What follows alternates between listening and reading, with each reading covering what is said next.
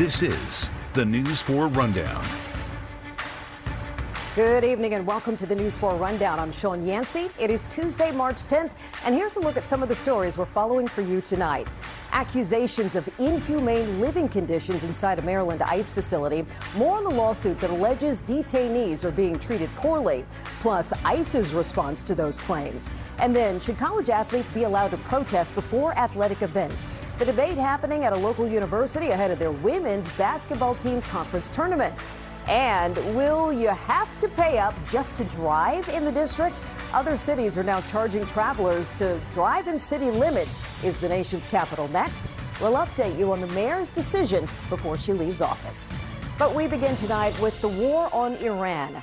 Today, Defense Secretary Pete Hegseth said Iran would face the most intense day of strikes. His comments come on day 10 of the U.S. and Israel's war with Iran that's now spread beyond Iran's borders. Hegseth said they've hit more than 5,000 locations inside Iran. Yesterday, President Trump gave mixed signals about how much longer this war will last. But here's what Hegseth said today. This is not endless. It's not protracted. We're not allowing mission creep. Today, Senate Majority Leader Chuck Schumer called for an independent investigation into a strike on a school in Iran. 170 people were killed, many of them children. NBC News reports that U.S. ammunition likely caused that deadly strike. Well, tonight we're also learning more about the human toll caused by the war with Iran.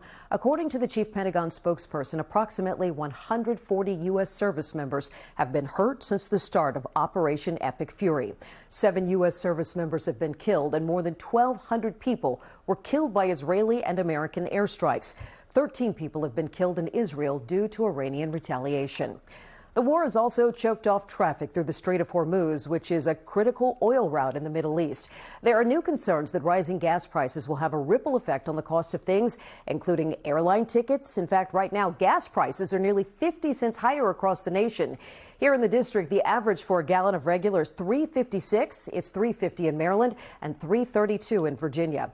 As those prices go up, Metro wants to make it easier for people to afford to pay for their transportation. The program, Metro Lift, gives people who are on SNAP a 50% discount on fares for buses and light rails. We spoke with several travelers today about how this discount will affect them. Prices are ridiculous out here. It is. She said food, anything, rent, gas, electric, everything is going up these days. Going up. So any discount we get would be most appreciative. According to Metro, nearly 17,000 people have already signed up for that Metro Lift program, and they expect more people to sign up. You can find out more details and sign up in person or at Metro stations. Well, you may have heard about congestion pricing in New York City. Could that controversial policy be coming to the district? Well, the short answer is not right now, but the long answer is it's complicated. A few years ago, a study was conducted to examine how congestion pricing might work in the nation's capital. That study was just made public today. News 4's Joseph Olmo is live now to break down this study for us. So, Joseph, what could this actually mean for commuters? Well, it could mean paying up to $10 to drive where I'm standing right now. But here's the deal. Mayor Bowser doesn't like this idea, and her office made that clear when they released this study that you just referred to earlier today. Let's put this map up on the screen so that way people can kind of understand what we are talking about.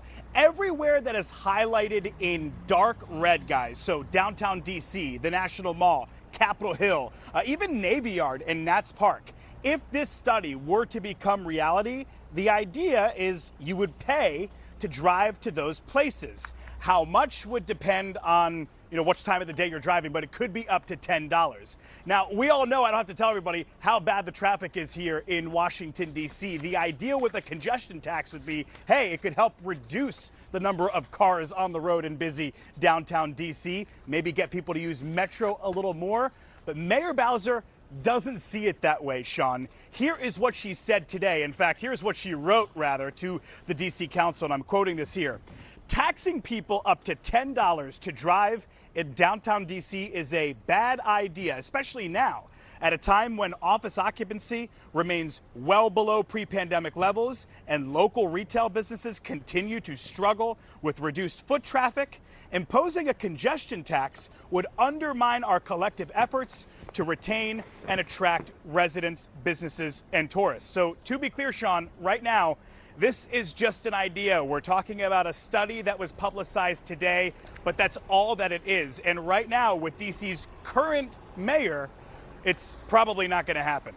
All right, Joseph, as you mentioned, Mayor Bowser not planning to probably do this, and we know she's not running for re-election. But one of the candidates who supports this concept, can you tell us a little bit more about that?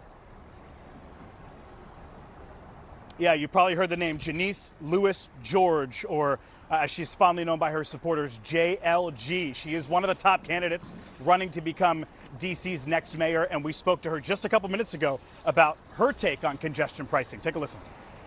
Congestion pricing is not off the table if you become mayor of Washington, D.C. It's not off the table, but I'm going to be smart and thoughtful about what it would look like for our jurisdiction and how it would impact all of us. D.C. right now, as many of our residents know, suffers from a lot of traffic. We've been ranked top 3 for a number of years, including this past year, for most traffic and congestion. And so we have to be thoughtful about those solutions, and getting the congestion tax study is a part of finding out how we can be smart about that solution. But can you see how somebody could ask, is paying $9 to get into downtown D.C. the way to bring traffic down? Oh, absolutely. I think it's reasonable for people to ask that, especially in this economy, especially when people are struggling. I think we have to also ask the question of how do we balance the very real issues we're facing.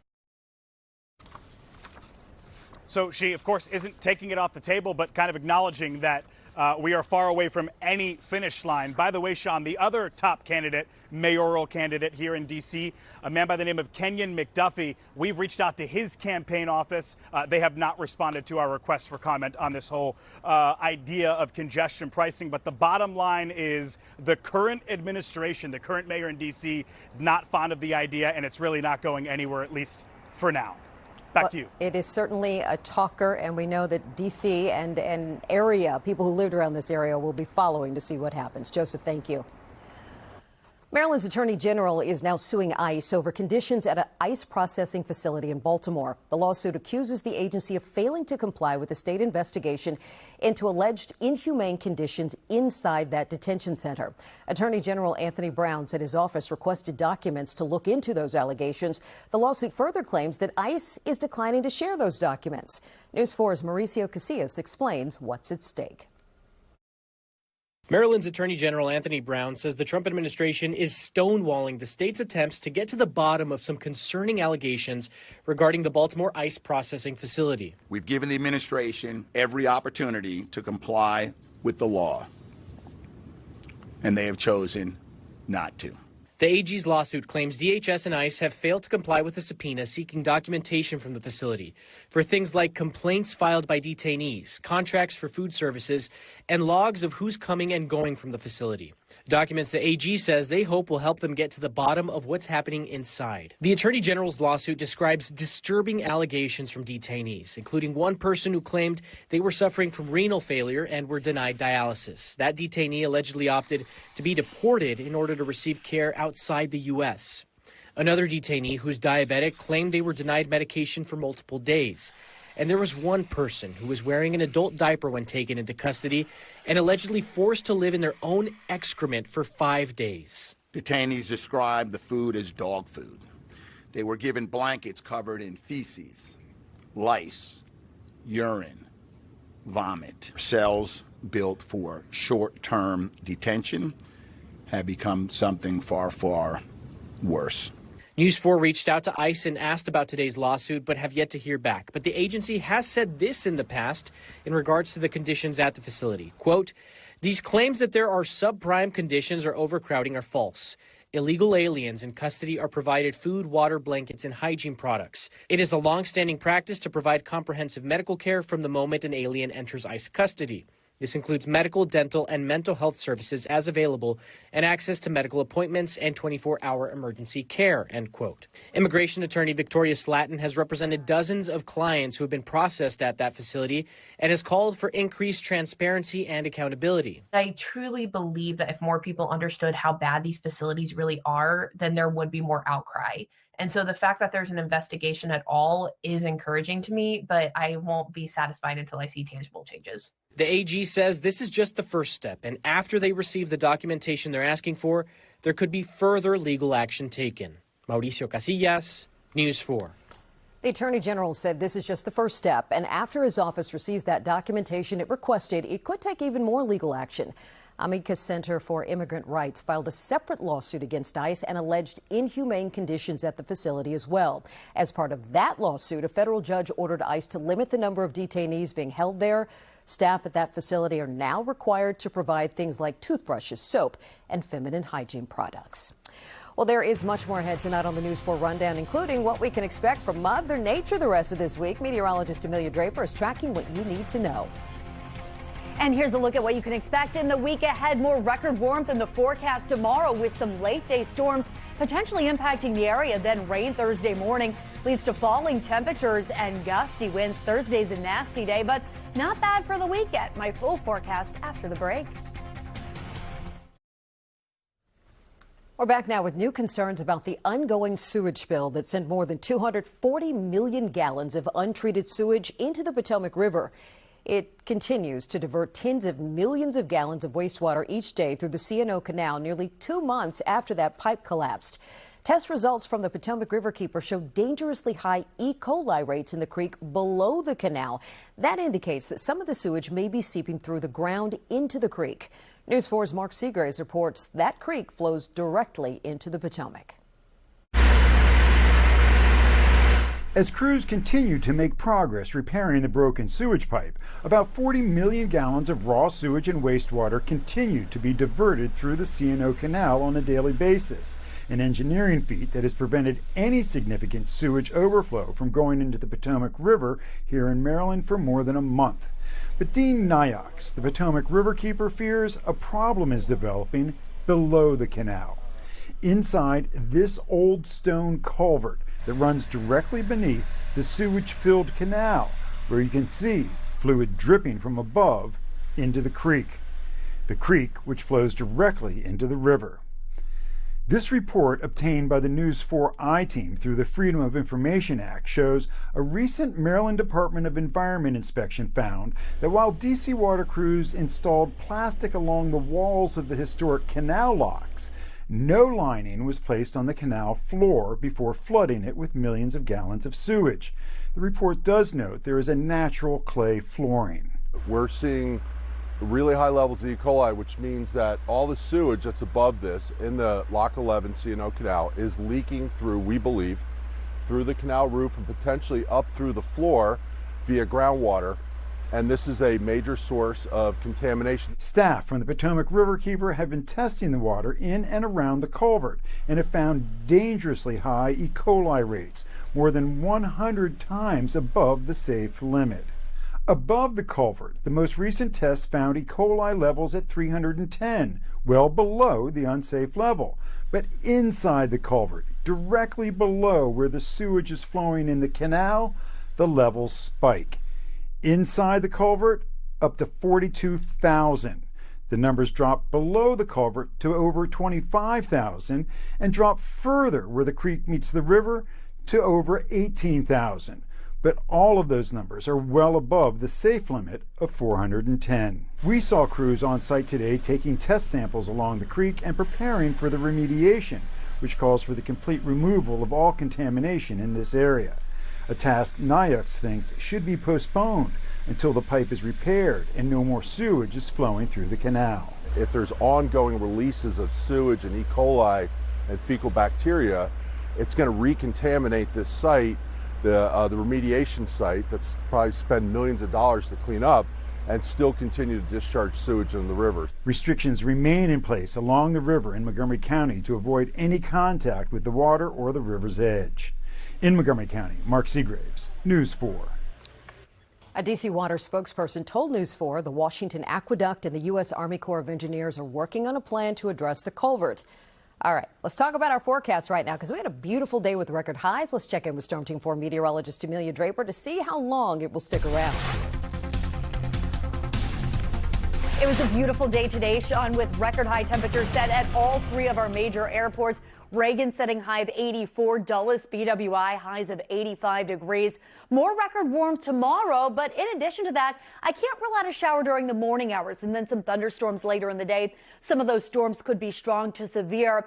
Rain Thursday morning leads to a cold and windy day. Thursday's a nasty day, and overall the upcoming weekend, Friday, Saturday, and Sunday, nice for March. Right now, still fabulous. 78 in Gaithersburg, 74 in Washington. Tomorrow, I'm forecasting highs in the low 80s, and that will likely beat the old record highs at Reagan, Dulles, and BWI Marshall. All three of those 79 degrees set back in 2021. We start off the day 8 a.m. comfortable, almost near 60 degrees, even a little bit of humidity in the air tomorrow morning. By lunchtime, a temperature around 70, a little bit of a breeze throughout the day. And as we hit our high of 80 around 5 o'clock in the evening, that's when some thunderstorms will start to impact parts of the area. And you'll see that here with future weather. So I mentioned that small chance for a morning shower. There you see that. As we really get into the afternoon hours, though, 3, 4 o'clock, notice the heavy rain, the bright colors here on future weather back around the I-81 corridor. 4, 5, 6 o'clock, we notice this around the Baltimore metro area, but potentially around D.C. as well. Look at the really bright colors there. That could be some heavy rain, some nasty winds, and maybe an isolated weak tornado. We then have rain Thursday morning. That leads to falling temperatures. Temperatures for the majority of the day on Thursday will be in the 40s with gusts up to 40 miles an hour. Wind chills on Thursday will be in the 20s and 30s. So we go from a high tomorrow of 80 degrees to wind chills on Thursday in the 20s and 30s. An incredible temperature drop, all due to a cold front moving through the area. Friday gets breezy, but not bad. A high of 57, 56 on Saturday. Sunday, a high temperature of 63. Then there's a good chance for rain next Monday with another cold front that drops our highs Tuesday and Wednesday only into the low to mid 40s. Thanks, Amelia. All right, changes are coming to pregame protocols for athletes at Howard University. Those changes will affect the women's basketball team right before their conference tournament begins. Players can now either stand for the national anthem or remain in the locker room. The decision led to mixed reactions from fans and students who said the team has routinely kneeled before games during previous seasons. And the new stand or stay in the locker room policy goes against the university's legacy of student activism. Howard Athletics released a statement that said, in part, the new policy is about supporting students' freedom of expression while upholding mutual respect for all communities. Howard said its foremost responsibility is to ensure student athletes feel supported, heard, and empowered. By the way, the Howard women tip off against South Carolina State tomorrow in the MEAC Conference Tournament. We wish them well. The city of Laurel is gearing up for the Preakness Stakes. The second jewel of horse racing's Triple Crown returns to the Laurel racetrack May 16th. This year's theme is Saddle Up Laurel. Organizers want every business and neighborhood to show off their Laurel pride and support the local community as visitors flock to the town for festivities. The newly restored Pimlico Racecourse in Baltimore is scheduled to be open in time for next year's Preakness Stakes. Well, the Washington Spirit are gearing up for their season opener against Portland at Audi Field this Friday. All eyes will be on Trinity Rodman, fresh off her record-breaking deal to stay with the Spirit. Today, she spoke about the impact of her contract for female athletes in the present and the future. Obviously, as I'm getting older and more experienced, I'm realizing kind of more and more responsibility that is being put on us players, which I think is great. And I'm happy that I've been able to kind of use that in my advantage, to use my platform in a good way, and to hopefully, again, push for the people that come after me as well as other sports. Rodman said WNBA players have shown her major support as they try to renegotiate new contracts with their league. The Spirit and the Thorns take to the field at 8 p.m. this Friday night. The News 4 Rundown will be right back. Here's a look at what's coming up. On Pennsylvania Avenue, in the shadow of the Capitol and the Library of Congress, something truly monumental, something truly inspirational. Chicken from America's sweetheart, Carla Hall. You gotta check out her brand new restaurant. You gotta get the inside look. I dirtied your floors already. It's brand new, and we will tell you all about Bumblebird. the most quiet I've ever seen her on the way on News 4. Oh my God, this is crazy. Let's get up. All right, you know, new restaurants often open up with weeks of pre-promotion and fanfare, but when you're one of DC's most beloved chefs, you can simply just open up the door. That's what Tommy McFly found along a busy stretch of Pennsylvania Avenue in the scene. A walk down Pennsylvania Avenue Southeast, you never know who you're going to run into on a beautiful... Hey, Carla Hall! What's up? What's going on? What are you doing here? This is what I'm doing here. I'm opening up a place. What we're doing here, come on! When did you decide to open up a restaurant? It's like 5 weeks ago. No! Yes. Come on. An actual 5 weeks. An actual 5 weeks. What in the Beyonce are you doing in a restaurant in 5 weeks? Dude, idea, 4 weeks to change this thing around. Crazy. But let me tell you, since you were here, and it's so beautiful, it's completely changed, and we have cocktails! How long ago did you tell AJ Johnson about the cocktails? I mean, would you get 3 weeks? I got like 3 weeks. I got 3 weeks. It's all good. The peach tree iced tea, vodka, peach, a little bit of lemon, and a heavy agave simple. Cheers. And here we have the Bumblebird, our namesake cocktail with lavender honey, gin, a little bit of kava on top as well. What is a Bumblebird? A bumblebird is a bee. Oh, yes. Okay. So we're standing under the mistletoe of the place. I love it. Yeah, it's a Cheers to that. It's a hive. Mm-hmm. Here's a sandwich. So we specialize in... I thought you never asked. Chicken sandwiches and nuggets, all homemade slaws and sauces, homemade chips. This is the blue and buffalo. So it has a celery slaw, some buffalo sauce, and a blue cheese. So take a gander in that, and then just smash it. But also it's thigh meat, so it's dark. Ooh. I'm gonna ask you a question, and then I'm gonna take a bite, and you have till I'm done chewing the answer. Okay. You ready? Yeah. Okay. So you had your restaurant in New York, and we never got the Carla Hall restaurant in DC from Correct. New York. Is these recipes? Is this something new, or is this a combination of both? It's a combination of both. So people know me for the chicken. So I did a hot chicken restaurant. Here, napkin. I did a hot chicken restaurant. This is completely different. This is more southern. That was quintessentially Nashville. So now we're taking it to the region. And everything you do has got that Carla Hall razzle dazzle to it. Want to show us the art upstairs? I do want to show you the art upstairs. Let's do it. Wait, you're taking that? Absolutely. Okay. I'm not putting this out of my sight. I've been doing these yo-yo quilts since 2021 during the pandemic, and I had lost my grandmother's quilt, and I really wanted to recreate it. And so this is a modern take on a yo-yo quilt or a circle quilt. Look, you know the special thing about this? They're magnets. They come off? They come off. All of them or some of them? They all come off. Yeah, they're magnets. What? Yeah.